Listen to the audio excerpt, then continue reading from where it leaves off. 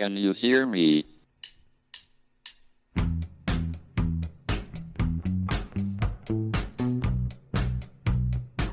Houston, we have a problem. It's one small step for man, Now I am become death, one giant leap for mankind. the destroyer of worlds.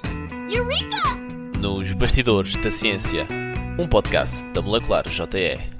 Olá a todos, bem-vindos a mais um episódio do podcast Molecular, o podcast da Molecular JE, júnior empresa do Departamento de Química da Universidade de Coimbra. O meu nome é Carolina e eu estou com o João aqui mais uma vez, desta vez para falarmos sobre prazo de validade. O que é um prazo de validade, se os alimentos podem ser consumidos antes ou depois e qual é o problema, o que é que acontece ao alimento pós prazo de validade. Bem, para esclarecer isto tudo, vou começar por dizer então o que é o prazo de validade, porque muitas vezes nós não temos bem presente o que é que aquela data significa. Então, a data de validade é estabelecida em laboratório e indica-nos o tempo durante o qual o alimento pode ser consumido em segurança, ou seja, aquele tempo que, enquanto o alimento esteve no laboratório sob estudo, ele não se degradou e, portanto, podemos consumir sem qualquer tipo de receios. Sendo que aquele tempo que nós vemos na embalagem é um tempo sempre inferior ao tempo que vimos em laboratório. Portanto, há sempre ali um dia ou outro de margem em que é seguro consumir os alimentos. Outra coisa importante é perceber que existem diferentes tipos de prazos de validade. Quais são, João? Bem, existem essencialmente dois tipos de prazo de validade a que temos de ter atenção. E eles distinguem-se muito facilmente. Um diz consumir de preferência antes de e o outro diz consumir até.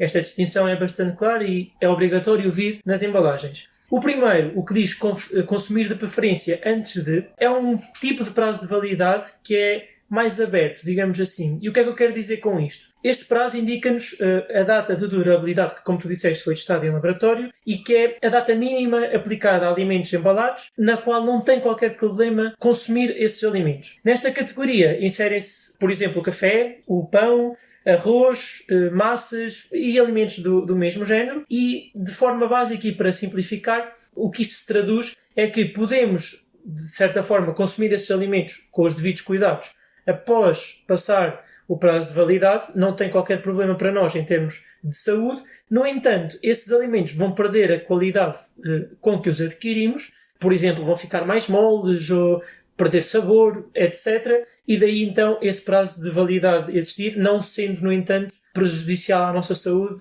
caso os consumamos. Bem, aqui fica uma questão que se calhar vale a pena também nós explicarmos lá para casa, que é o de preferência. Consumir de preferência antes de significa que podemos consumir depois também, não é sem preferência, mas podemos, certo, João?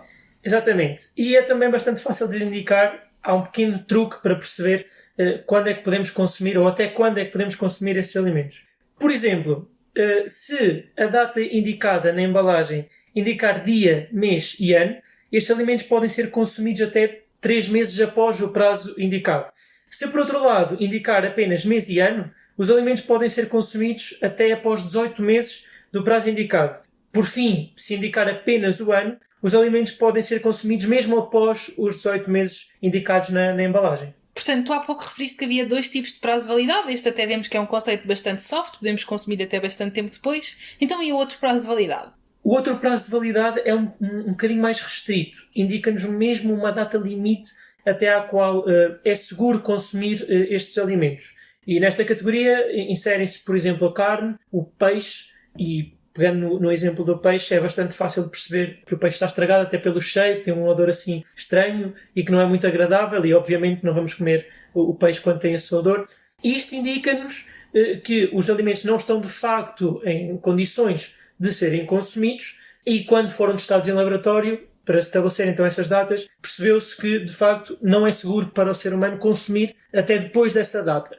Isto porque, obviamente, os alimentos estão sujeitos às condições de ambiente, estão sujeitos a uma série de evoluções que já vamos falar um pouquinho sobre elas daqui a pouco e que vão então degradá-los e tornam-nos então pouco seguros para a sua ingestão. Bem, vale a pena salientar também que existem alimentos em que nós não temos de todo um prazo de validade, como o açúcar, o sal, o vinagre, que são aqueles alimentos que, microbiologicamente, eles não são perecíveis, não são degradados, certo, João? Portanto, podemos sempre consumir. Exatamente. Contrariamente aos alimentos que eu estava a falar, como a carne e o peixe, estes alimentos são perfeitamente seguros, mesmo após bastante tempo de serem armazenados e, portanto, não apresentam sequer essa data de validade. Importa aqui ainda referir que, apesar dessas embalagens terem a data de validade, esta só é aplicável quando temos o alimento embalado.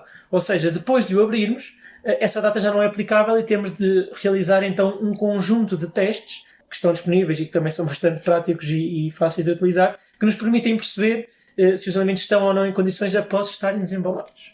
Exatamente. Portanto, uma vez abertos os alimentos, aquilo que nos é recomendado é usar os nossos sentidos para perceber se ele ainda pode ser consumido ou não. E há alterações básicas que nós conseguimos perceber nos alimentos e que nos indicam logo à partida que ele não pode ser consumido. Na carne e no peixe temos o exemplo do aroma. Assim que vos cheira a azedo, por exemplo, é logo sinal que não dá para consumir. No leite, muitas vezes, tanto o cheiro como também a textura, não sei se já passaram por isso, mas se tiverem o leite aberto muito tempo no frigorífico, quando forem tentar verter para um copo, ele não é líquido, ele é assim meio coagulado, há assim uma espécie de coágulo pelo meio do leite, o que indica desde logo que não o podem consumir. Depois existem alguns testes mais engraçados, por exemplo o do ovo. O ovo, quando se estraga, altera a sua densidade, o que significa que, se nós o tivermos numa vasilha com água, ele pode flutuar, ficar intermédio ou no fundo. Se ele estiver no fundo, está bom para consumir. Se ele estiver no intermédio, dentro de 2 ou 3 dias já não o vão poder consumir. E se ele estiver realmente a boiar, então não se pode mesmo consumir. Mas a questão que eu deixo agora, João, é: se nós consumirmos um alimento estragado, o que é que nos vai acontecer? Bem, e a resposta é bastante fácil e perceptível. Como eu estava a dizer há pouco, quando os alimentos estão estragados, e isto obviamente ocorre depois de serem abertos, eles são expostos às condições ambientais nas quais estão armazenados. Isto pode até ocorrer quando estão armazenados no frigorífico, infelizmente, e vai levar então a que esses alimentos sejam degradados e não fiquem em condições para consumo. Essa degradação ocorre essencialmente pela presença de micro-organismos deteriorantes, que vão então degradar esses alimentos, dar-lhes essas características que são perceptíveis tanto à visão como ao olfato e até mesmo ao paladar, obviamente, e que são prejudiciais também para a nossa saúde. Sendo que estes alimentos vão ser consumidos, eles vão obviamente afetar órgãos relacionados com a ingestão de alimentos, como por exemplo o estômago e o intestino. Assim, os sintomas mais comuns e relacionados com a ingestão de alimentos estragados após o seu prazo de validade são enjoos, vômitos, diarreia, cólicas, gases, entre outros sintomas do género. Ora, muito bem, é verdade. Agora, se calhar podíamos falar aqui num outro tópico que também é muito discutido, nomeadamente na comunicação social, que é o desperdício alimentar. Muitas vezes nós temos a ideia que o desperdício se gera quando nós temos um prato cheio e depois não comemos todo, comemos só metade. Mas a verdade é que a Comissão Europeia de 2018 fez um estudo e concluiu que 10% do desperdício alimentar é motivado pela não compreensão dos prazos de validade. Portanto, é mesmo importante perceber aqueles testes que nós falámos há pouco e perceber se o alimento é seguro para consumir ou não. Um outro tópico também que pode ser interessante mencionar é que o João referiu aí bem que quando nós abrimos uma embalagem, os nossos alimentos ficam expostos ao ambiente onde nós vivemos e que é um ambiente carregado de micro-organismos. E por isso mesmo as embalagens têm uma regulamentação muito chata relativamente à permeação de oxigênio, água, luz, etc., precisamente para não degradar os alimentos. Portanto, mesmo depois de estarem no frigorífico, como o João disse bem, uma vez que este selo que nós tínhamos garantido de condições perfeitas para o alimento já não é válido, então eles vão começar a deteriorar-se. E, portanto, creio que temos debatido todos os assuntos neste tópico. Já sabem, para a próxima vez que tiverem um alimento em casa que já passou o prazo de validade, recorram ao que vos dissemos aqui hoje, não gerem mais desperdício alimentar. Vamos então despedir-nos. Antes disso, vamos deixar-vos a nossa sugestão de leitura, como sabem. Desta vez, o livro que vos recomendamos é On the Future, que é de Martin Rees, e que nos dá um bocadinho uma perspectiva do que é que nós, enquanto humanidade, teremos que enfrentar num futuro próximo. Este livro está, como todos os outros que vos temos recomendado, disponível na Biblioteca Molecular, e para saber um bocadinho melhor como é que isto funciona, já sabem que podem consultar as nossas redes sociais, onde temos toda a informação disponível. Vemo-nos na próxima semana para falar um bocadinho mais de ciência do dia-a-dia e até lá, boas experiências! Can you hear me?